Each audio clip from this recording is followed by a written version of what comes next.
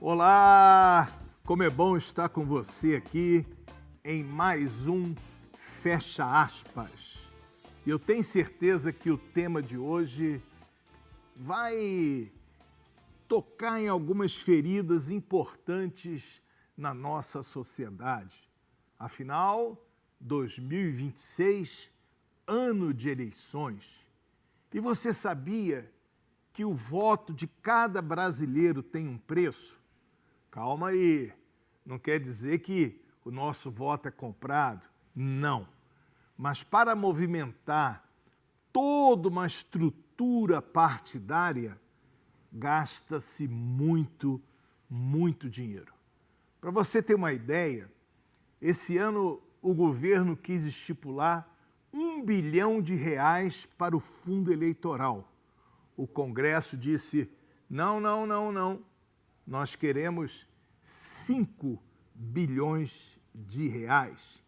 E o Fecha Aspas de hoje vai mostrar como é que esse dinheiro é dividido e até porque esse fundo existe, quem recebe mais, como é que esse modelo de fundo eleitoral, que talvez os partidos pequenos sejam prejudicados em um sistema que nós chamamos como democrático, a democracia, o governo do povo, pelo povo e para o povo. Mas a nossa democracia é representativa. E hoje, no nosso programa Fecha Aspas, nós vamos discutir um pouco sobre esse fundo eleitoral, para, afinal de contas, procurar entender o preço do nosso voto. Solta o vídeo aí.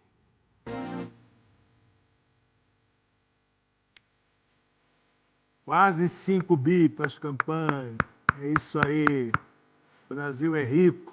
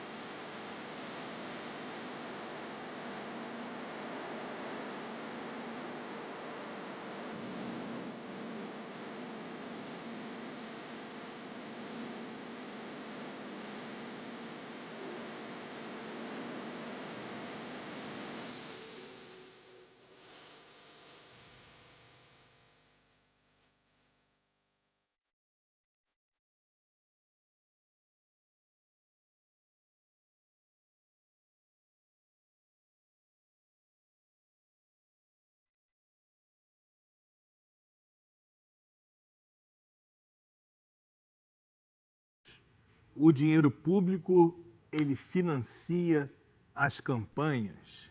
É claro que até 10% do que cada cidadão, né, declara no imposto de renda, ele pode destinar para financiar a campanha de algum político. A gente fica pensando, será que esse sistema realmente é justo? Será? E aí tem uma pergunta a fazer. Nós vamos ver no decorrer do nosso programa que em democracias consolidadas há uma espécie de sistema misto. Nós vamos ver tudo isso aqui no nosso programa. O importante é nós debatermos essa questão de termos 5 bilhões de reais em 2026 para financiamento das campanhas políticas. Fica aquela interrogação no final. Todo esse dinheiro é justo? Afinal de contas, é assim mesmo a engrenagem para um sistema democrático funcionar? Bem, essas são as perguntas que nós vamos procurar entender a partir de agora. E por quê? E como essas verbas elas são distribuídas? Por que um partido recebe X e outro recebe Y? É o que nós vamos ver agora. Mostra aí a imagem. Como você pode ver, o fundo eleitoral ele é dividido em 48% para os partidos que têm uma maior bancada na Câmara. Tem uma maior bancada na Câmara, 48%. 35% votos para deputado federal. 15% número de senadores. E 2% é a divisão igual entre os partidos. Então, como nós estamos vendo nessa arte, se você somar 48%, 35% e 15%, você vai ver que 98% dessa distribuição de verba depende de votos e bancadas. Ora, somente 2% não depende dessas bancadas, desses votos. Calma que nós já vamos chegar a essa conclusão no final. Mas uma pergunta começa, a vir com insistência. Isso é um sistema justo?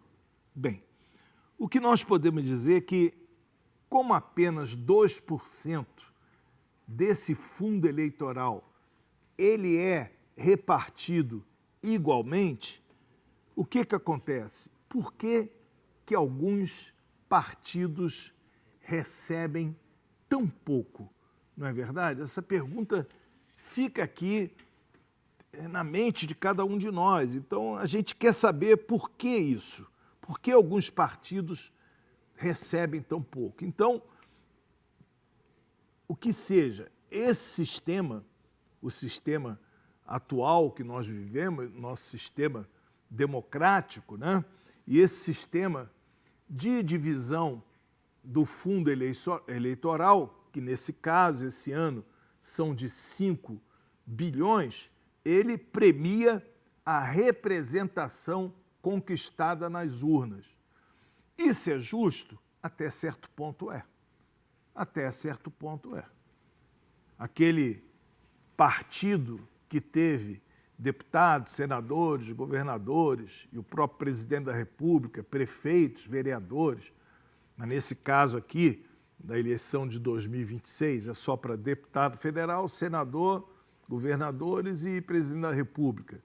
Nesse caso aqui, os partidos ganham mais, aqueles que têm maior representatividade. E esses vão sair um pouco à frente na corrida. Mas não é sobre isso que eu quero falar, não. Será que tem condição de haver uma renovação política com essa atual divisão do fundo eleitoral? Vamos ver a próxima imagem, por favor.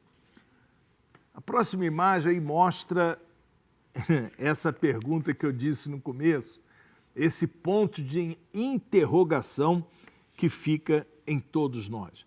A vantagem de quem já é grande. Quem já é grande, obviamente, tem mais parlamentares.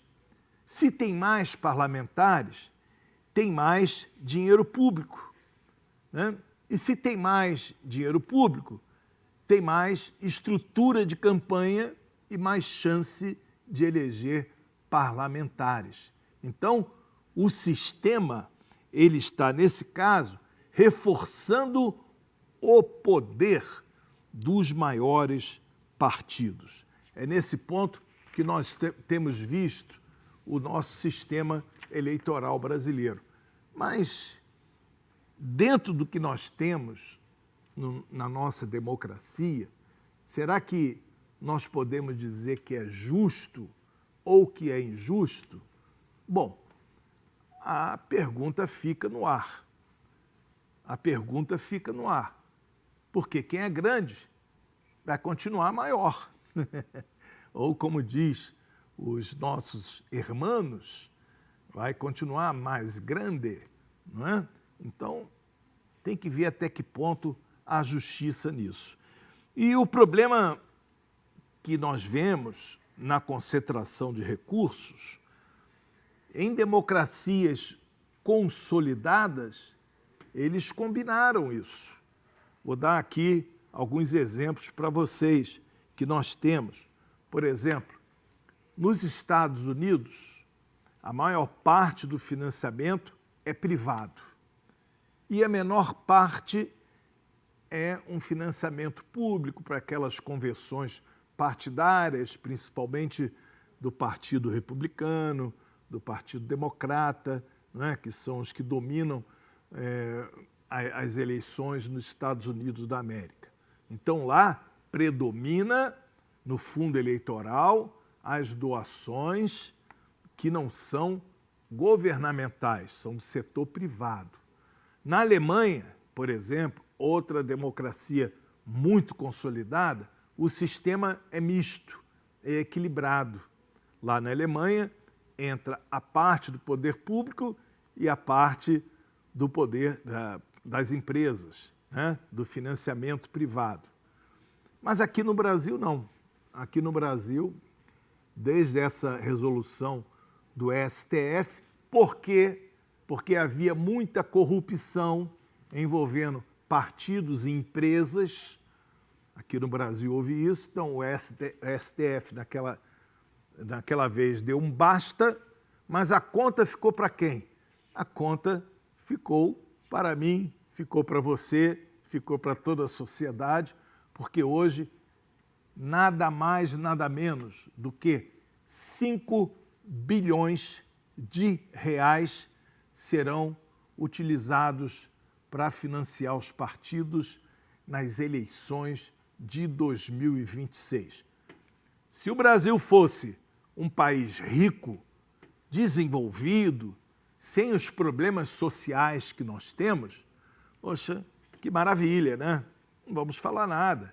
Pelo menos não vamos ter aquelas corrupções do financiamento privado. Mas nós sabemos que não é assim.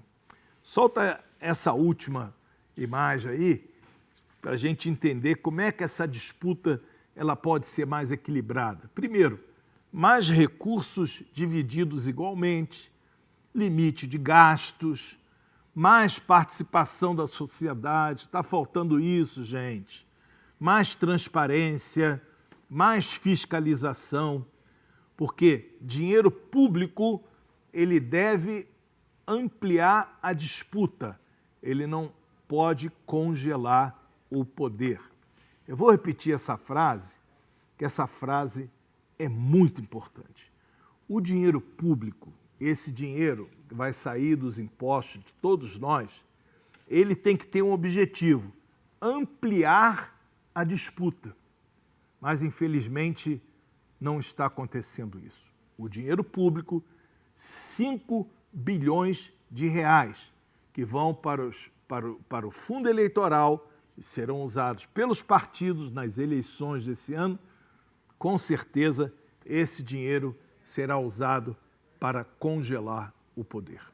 Eu fico por aqui com mais um fecha aspas, mas prometo voltar amanhã com um tema muito interessante, a gente bater aquele papo.